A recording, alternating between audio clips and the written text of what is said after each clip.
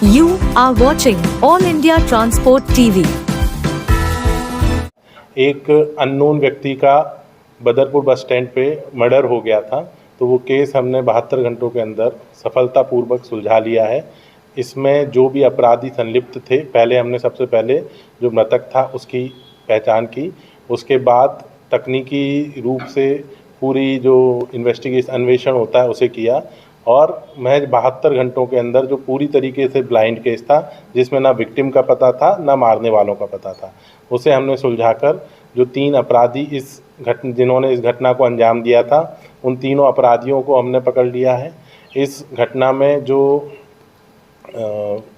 Vehicle use हुआ था, जिस व्हीकल से वो अपराधी आए थे, उसे भी रिकवर कर लिया है। उन्होंने घटना में जो कपड़े पहने थे उन्हें भी रिकवर कर लिया है। जिस हथियार से इस घटना को अंजाम दिया गया था वो भी रिकवर है, और जो मृतक से लूटा हुआ मोबाइल था वो भी रिकवर है। तो मैं आपको पूरा घटना शुरू से बताता हूँ। दक्षिण पूर्वी जिला पुलिस ने एक अल्फ़ा पेट्रोलिंग व्हीकल जो है, इसकी एक नई टीम की शुरुआत की है। तो हर सब डिवीज़न में एक एक पेट्रोलिंग व्हीकल रात में 11 से सुबह 6 बजे तक पेट्रोलिंग करता है।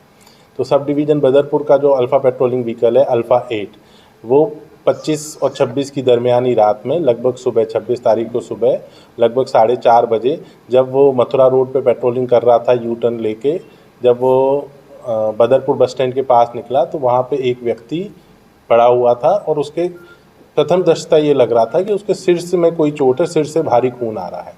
तो उन्होंने तुरंत ही इस बात का जो बदरपुर थाना है वहाँ इन्फॉर्म किया। वहाँ से जो आईओ हैं एसआई मोहित और बाकी टीम एसएचओ साहब, जो इंस्पेक्टर अशोक साहब, वहाँ मौके पे पहुँचे, और उन्हें तुरंत ही जो ईआरवी व्हीकल है ईआरवी 61, इसकी सहायता से एम्स ट्रॉमा सेंटर पहुँचाया गया। और ये पूरा काम महज आप समझिए आधा घंटे में हो गया। 5:15 के करीब वो जो व्यक्ति था एम्स ट्रॉमा सेंटर पहुंच गया, लेकिन वहां पहुंच के उसे मृतक घोषित कर दिया गया।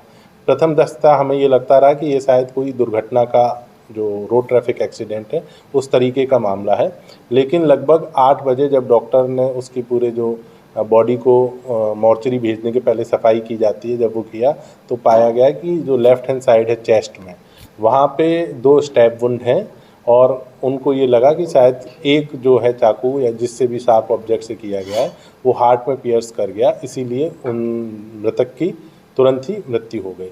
अब सबसे बड़ी समस्या थी कि मृतक की पहचान करना, क्योंकि उनके पास कोई भी आईडी नहीं था, उनके पास सिर्फ एक हेडफोन का पेयर मिला था, इसके अलावा उनके पास कोई भी आईडी पत्र नहीं था। फिर हमने उनकी फ़ोटो हर जगह सर्कुलेट की, उसी सर्कुलेशन के माध्यम से मीडिया बंधुओं को भी पता चला कि इस तरीके की कोई दुर्घटना हुई है। तो वो जब फ़ोटो सर्कुलेट की गई सोशल मीडिया पे और हमारे इन्फॉर्मर पे, तो फरीदाबाद में इनके भाई रहते हैं, तो वो उन्होंने पहचाना कि इनका भाई है, और वो फिर थाने आए और मृतक की पहचान हुई मोहम्मद अकरम, मकबूल अकरम के नाम से पहचान हुई। ये 21 वर्ष के हैं, पीछे से रहने वाले हैं, ये चंपारण बिहार के, और यहाँ पे फरीदाबाद में रहते हैं। अभी ये कोई काम नहीं करते थे, इन्होंने मौलाना की पढ़ाई की थी और वो क्या बोलते हैं काम की तलाश कर रहे थे। उनके भाई ने ये बताया कि 25 तारीख को सुबह 8 बजे जो विक्टिम है वो अपने घर से निकला है, और घर से निकल के वो काम की तलाश में निकला था, और विक्टिम का अपना मोबाइल फ़ोन ख़राब हो गया था। वो अपनी बहन का मोबाइल और बहन से 50 रुपये लेके निकला था। रात में लगभग 10:30 बजे भाई की विक्टिम से लास्ट टाइम बात हुई थी, तो विक्टिम ने बोला था मैं घर आ जाऊंगा, उसके बाद उनकी कोई बातचीत नहीं हुई। अब जब इस घटना को हमने पूरी तरीके से आसपास सीसीटीवी कैमरे देखे तो कहीं किसी तरीके से कैमरे में नहीं आ रही थी। रोड के दूसरी तरफ एक जो कबाड़ी का व्यापार करते उनकी दुकान में एक कैमरा था, लगभग 100 मीटर करीब दूर होगा, उससे हेजी सा दिख रहा था कि लगभग 4:20 से 25 मिनट के बीच में कोई एक गाड़ी दोपहिया वाहन रुकता है, पीछे से 2 लोग उतरते हैं, विक्टिम वहाँ बैठा हुआ है अपने बस स्टैंड में, वो खड़े होके कुछ बात होती है, कुछ भी होता है जो हम सीसीटीवी से पता नहीं कर सकते, और उसके बाद वो दोनों लोग पीछे बैठ के स्कूटी आगे चली जाती है, और वो व्यक्ति थोड़ी देर बाद लड़खड़ा के गिर जाता है। तो हमारे शक के दायरे में वो स्कूटी आती है। इसके अलावा वहाँ पे कुछ लोग बैठे रहते हैं। जिस दौरान ये घटना हुई उससे थोड़ी देर पहले चश्मदीद ने बताया कि लगभग 3:30 बजे ये विक्टिम जिंदा था, और थोड़ी दूर पे कुछ लोग बैठे थे जो वहाँ पे बस वो भी हमारे संदेह के घेरे में आते हैं। तो जो लोग बैठे थे उन्हें तो तुरंत ही हम आइडेंटिफाई करके ले आते हैं, लेकिन उनसे पूछताछ में पता चलता है कि वो लोग इसमें शामिल नहीं हैं। वो 4 बजे करीब अपने घर जा चुके हैं, जबकि ये घटना लगभग 4:20 से 4:25 के बीच की है। फिर हम उस जो संदिग्ध वाहन है उसके लिए जो हमारी तमाम टीमें हैं ऑपरेशंस में, हमने 4 इंस्पेक्टर साहिबान की अलग अलग टीमें लगाई। Inspector Kamlesh, inspector Dagar, inspector Vishnudutt Sharma और हमारे इंस्पेक्टर साहब प्रमोद चौहान साहब STF के। तो इन चारों टीम का पहले काम यही था कि इन्हें उसको जो ट्रेल को है उसको फॉलो करना है, जो स्कूटी की ट्रेल है। तो कई जगह क्या चौराहे आ रहे थे, तिराहे आ रहे थे, तो उसमें ये टीम क्या डिवाइड हो जाती थी। तीनों टीमें अलग अलग रास्ते पे चेक करती थी। जिस टीम को वो स्कूटी आइडेंटिफाई हो जाती थी तो बाकी टीमें वापस आ जाती थी। तो लगभग हमें 72 घंटे में से आप मानिए 65-66 घंटे का समय वो स्कूटी को ट्रेस करते हुए लगा। फिर एक जगह कहीं पे वो स्कूटी ख़राब होती है जिसमें हमें उनके बंदों के चेहरे दिखते हैं। तो सबसे पहले हमारे जो SI मुनीस हैं, हवलदार दीपराम और सिपाही सतवीर, इन्होंने पहली सफलता प्रदान करके कुछ आइडेंटिफाई किया कि ये लोग ये हो सकते हैं, इस जगह के हो सकते हैं।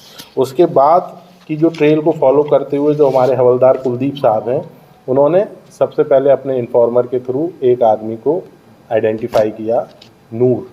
तो नूर का पता चला, वहाँ जाके उसे अरेस्ट किया गया। उसने घटना में शामिल होना कबूल किया और अपने 2 साथियों के नाम बताए, जिसमें हमारे जो हवलदार मोहित हैं उन्होंने पूछताछ करके आगे के जो 2 लोग हैं दीपक और हिमांशु को, इनका पता किया। और इसके बाद जाके कुलदीप और मोहित ने अपनी टीम के साथ जाके जो दूसरे 2 हैं दीपक और हिमांशु को भी अरेस्ट किया। इस तरीके से कल हमने तीनों लोगों को अरेस्ट कर लिया और साथ में इसमें जो उन्होंने कपड़े पहने थे वो भी ले लिए, जिस स्कूटी का प्रयोग किया था वो भी कर लिया। और जब उनसे पूछताछ की गई तो आपने क्यों किया ऐसा, तब उन्होंने बताया कि वो फरीदाबाद के एक होटल में पार्टी कर रहे थे। उस होटल में जो हमारा पहला आरोपी है मोहसिन उर्फ नूर, वो उस होटल में साफ़ सफाई का काम करता है।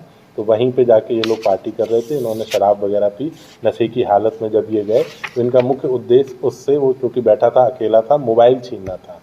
लेकिन विक्टिम का मोबाइल वो अपना नहीं था, अपनी बहन का मोबाइल लेके आया था, तो वो मोबाइल नहीं देना चाह रहा था, उसने रजिस्ट किया।